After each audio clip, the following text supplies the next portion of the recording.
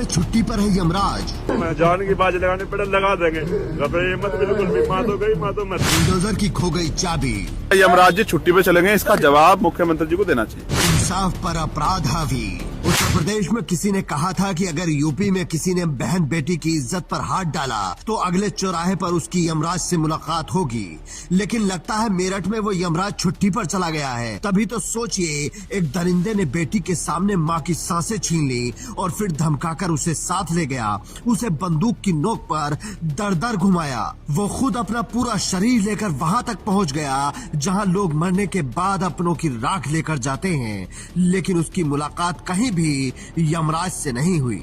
न ही मेरठ में बुलडोजर पहुंचा। सोचिए, कुछ वक्त पहले बीजेपी नेता संगीत सोम बुलडोजर लेकर पहुंच गए थे और वीडियो बनाकर बता रहे थे कि रात रात में घर गिरवा दिया, लेकिन यहाँ उनके बुलडोजर की शायद चाबी खो गई है। मुख्यमंत्री ने कहा असेंबली में बोलते हुए, ये सुना होगा इन्होंने मेरठ वालों ने, कि हर अगर बेटी का कोई अपमान करेगा तो हर चौराहे पे खड़ा यमराज, इधर सांसद जी, और यमराज जो है उसे कहीं और पहुंचा देगा। लेकिन यहाँ यमराज 52 घंटे सो रहा था या छुट्टी पे है।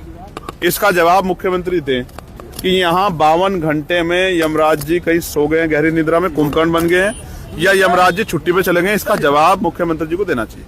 या फिर वो सिर्फ रील बनवाने के लिए असेंबली में खड़े होकर कोई भी भाषण पेल देते हैं, इसका जवाब उनको देना है। लेकिन सवाल इतना भर नहीं है कि मेरठ में अभी तक यमराज क्यों नहीं पहुंचे हैं। सवाल तो ये भी है कि अभी तक बुलडोजर क्या कर रहा है। अगर यही कांड किसी और ने किया होता तो क्या उसका घर सलामत रहता, लेकिन आरोपी का घर भी सलामत है और उसके पक्ष में काफी संख्या में लोग खड़े हो रहे हैं। इसके अलावा एक नया नैरेटिव गढ़ने की भी कोशिश हो रही है कि लड़की और लड़के का प्रेम प्रसंग था और लड़की ने ही अपनी माँ पर हमला किया था। लेकिन दूसरी तरफ संगीत सोम पर परिवार को धमकाने के आरोप लग रहे हैं। आराम से बैठ के बात करो। यहाँ माहौल बिगाड़ने कोई नहीं आया। बैठ जाओ आराम से। तो सुधारने के लिए आए हम लोग भी। अंकल जी बैठ जाओ आराम से, कोई नहीं, बैठ के बात करो। नहीं ये बात मत बोलो आप ना जिम्मेदार आदमी है, आप माहौल बिगाड़ने की बात ना बोलो। किन से क्या करवाना? सही करवाओ, जायज करो। फिर मैं कर रहा ना, रास्ते लग रहा ना, मैं रात भी तुम तो अब आ रहे हो, मैं रात भी 11 तुम नहीं,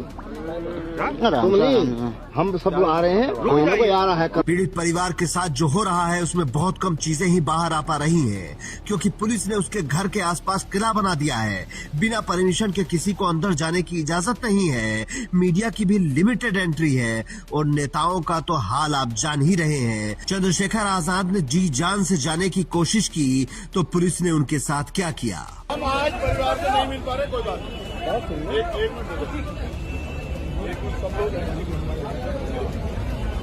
हम परिवार से नहीं मिल पा रहे, कोई बात नहीं। हम परिवार के लिए न्याय चाहते हैं। मैं आपसे आग्रह कर रहा हूँ।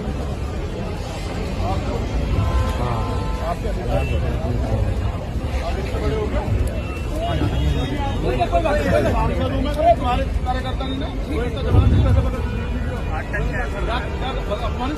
माहौल खराब कर रहा है।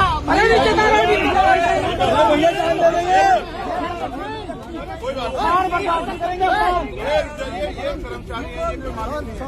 मैं आपसे आग्रह कर रहा हूँ, पीछे हट जाओ।